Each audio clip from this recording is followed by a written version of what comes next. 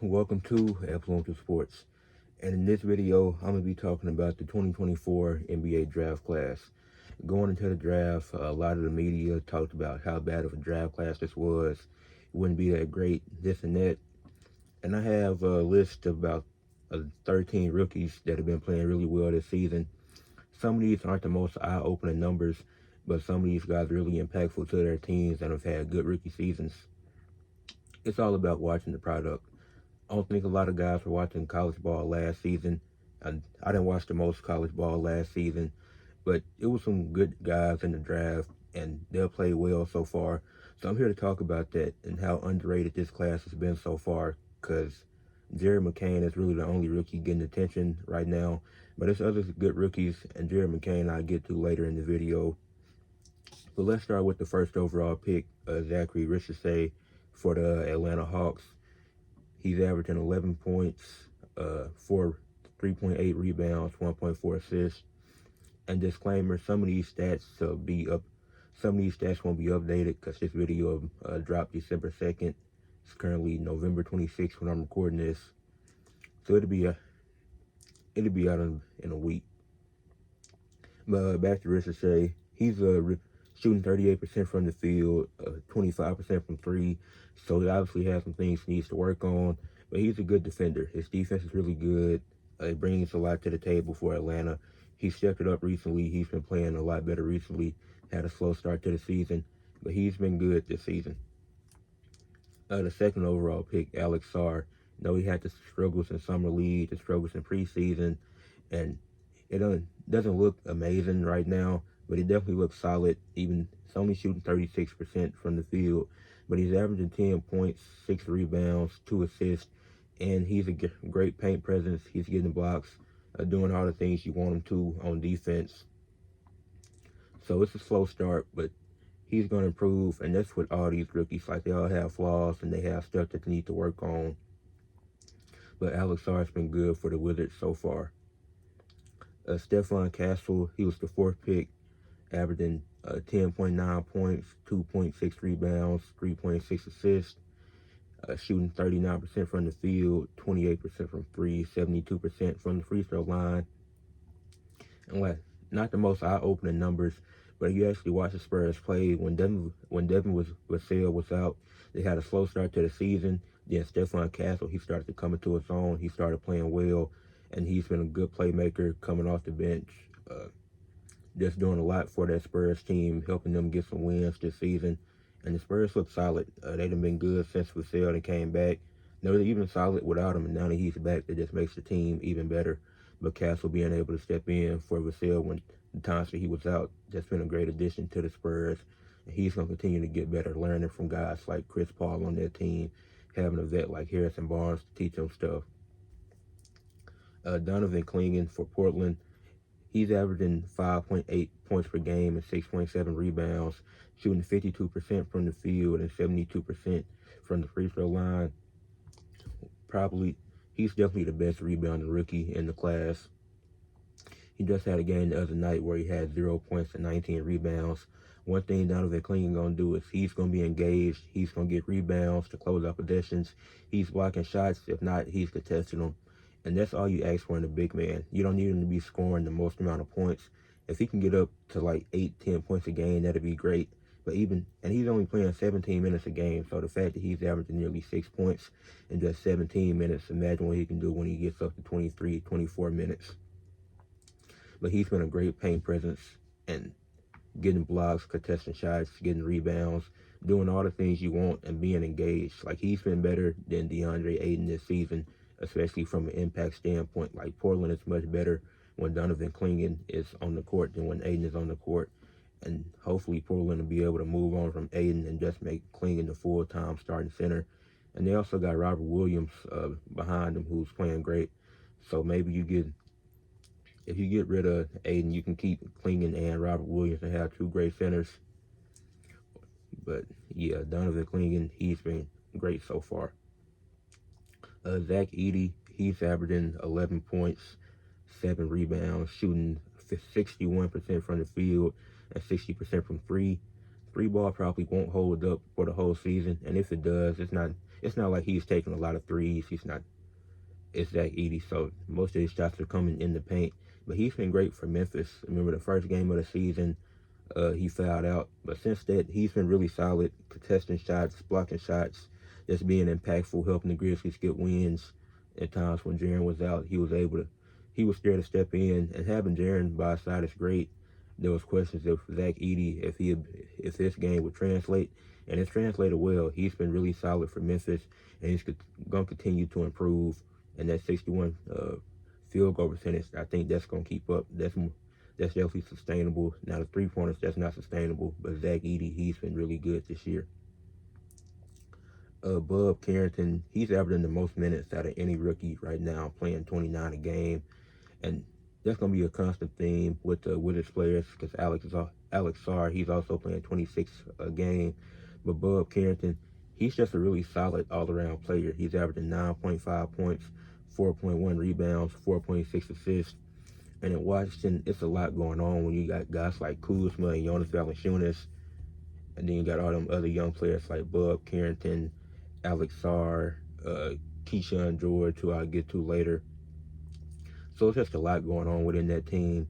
But Bub Carrington, he's been great, shooting 41% from the field, 36% from three, and 81% from the free throw line. So he's definitely been one of the most efficient rookies and one of the most effective. The Wizards don't have a lot of wins, but he's definitely been a bright spot for them. So he's definitely a part of that future in Washington. And they're going to have a lot of moves to make when it comes to Kuzma and Valanciunas, when it comes to the deadline. But, Bub Carrington, he's going to be here to stay in the long term. Not really getting talked about, but he's having a really good year so far. Then next, the man that's looking like Rookie of the Year so far, Jared McCain. He's averaging 16.6 points, 2.2 rebounds, 2.8 assists, and he's just been great this season. He's doing this, playing 24 minutes a game, doing this on the 76ers team. And let me get to the percentages first. 46% from the field, 40% from three, and 93.6% from the free throw line. He's doing this on the 76ers team that's struggling. He's doing all he can. Joel Embiid, he's been bad this year. Paul George been bad this year, and I know they didn't have injuries, but in the times they didn't play, they haven't looked good, so I had to point that out. Maxey, he's been solid. He also had an injury. Before the injury, he was playing great. Then post-injury ain't been as good, but he just had 30 recently in that game where McCain had 32 against the Brooklyn Nets in a much-needed win in the in-season tournament. But Jared McCain, he's been great. He's been really the only bright spot for Philadelphia this season. And it sucks that Philadelphia is so bad when you have a guy like this playing at this level as a rookie. So it's like, when you look at this team, it's like you got all these pieces, and your best and most consistent player has been your rookie. So Jared McCain is running away with the Rookie of the Year award right now. But it's still plenty of season left. It's only 14, 15 games into the season, which is getting close to that 20-game mark for most teams. But Jared McCain, I expect him to keep up the play. Obviously, once Embiid and Paul George get going, his production may go down a bit, but I don't think it's going to go down super far because the way that he's been playing, even when Kyle Lowry comes back from his injury, you would probably prioritize getting Jared McCain those minutes based off how well he's been playing. Then another guy that's right in it for the Rookie of the Year race so far is Dalton Connect from the Lakers, averaging 11.5 points, 2.8 rebounds, 1.1 assists, shooting 51% from the field, 45% from three, and 93% from the free throw line. One of the best shooters. That was his thing going into the draft. He was one of the best shooters in the draft class, and it was great that the Lakers were able to get him. He's playing so well. It's been a while since the Lakers had a rookie like this that was ready to step in, and he's took over D'Angelo Russell's starting spot now. Like, D'Lo had been playing bad, so J.J. Redick had to make a decision, and they'll put him on the bench and start Dalton Connect, who's been great. So that's working out super well for the Lakers, and he's looking like an all-rookie first-teamer. He could potentially win Rookie of the Year, still behind Jared McCain, but definitely has the potential. Tristan Da Silva from the Orlando Magic, he's averaging 7.5 points, 3.9 rebounds, 1.8 assists, shooting 38% from the field, only 30% from three, but 84% from the free throw line. He's been solid, ain't getting the most amount of, he's averaging 24.9 minutes, and since Paolo went out, that entire Magic squad has just stepped up and did what they can to get wins. I know this is about rookies, but shout out to Franz Wagner putting the Magic on his back, then having Tristan da Silva out there to help him to help out Orlando. They'll look good even with Paulo went out, and that's a credit to everybody on that team. Tristan da Silva, an impact player, good defender. He's been great this year. Yeez Messi, New Orleans Pelicans, averaging 7.5 points and 7.3 rebounds, shooting 53% from the field. And the Pelicans' biggest issue going into the offseason was they don't have a center who's playing center, this and that, because they were supposed to run Herb Jones at center, if I'm not mistaken. Then the injuries happened and all that. And then Yeez Messi, he was a center that they drafted, and he had been coming off the bench, and he's been playing really solid.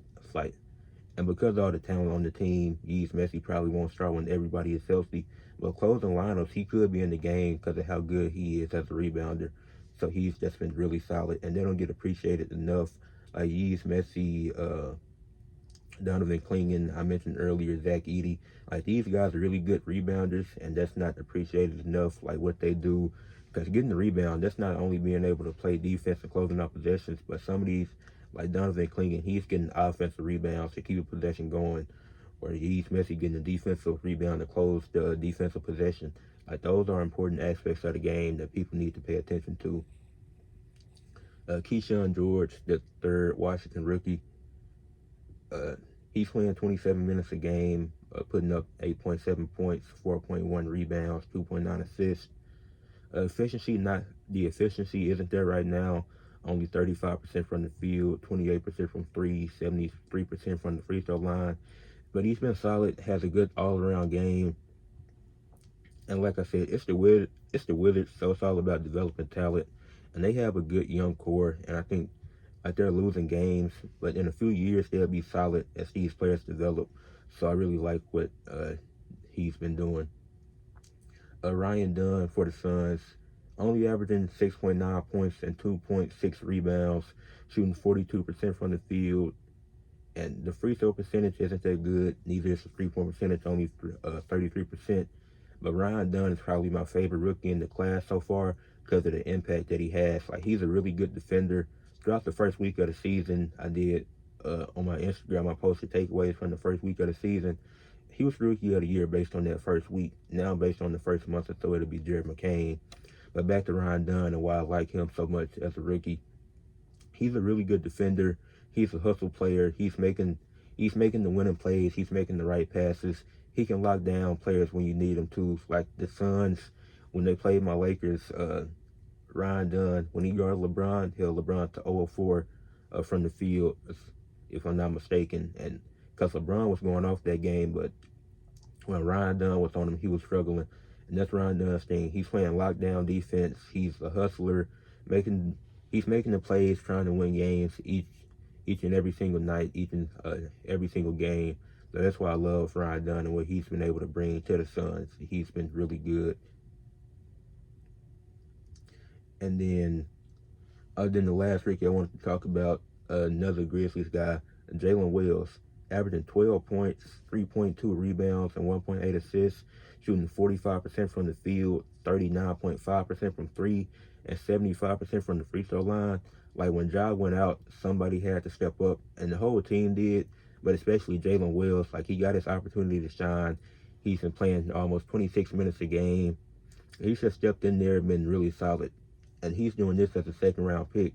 He's averaging the most points out of the second-round picks this year, and he was the only second-round pick out of these 13 guys that I talked about, that I mentioned. All the other 12 guys were in the first round. And Jalen Wells, he's been great. But that's it for this video. Like, the 2024 draft class has been really good. That's really solid. There's some good impact players, some good rebounders, good defenders, some hustle guys, some scorers. It's an all-around draft class. It's definitely going to be Jared McCain, Dalton Connect. I see them being potential all-stars in the future. Donovan Clingan, Richard Shea, Ron Dunn, see all three of them being potential all defensive players. Then there's other guys like Sarr, Stephon Castle, Tristan Da Silva, Yves Messi. Like, they're all going to be really solid role players. And this is just 13 guys out of the draft, and the all-rookie teams can only have 10, 5 for each team.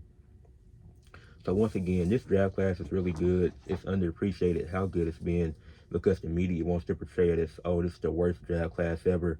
But it's really not. And that's all I have for this video. Make sure you leave a like, subscribe to the channel, and comment your thoughts about the rookies in the NBA this year. Peace.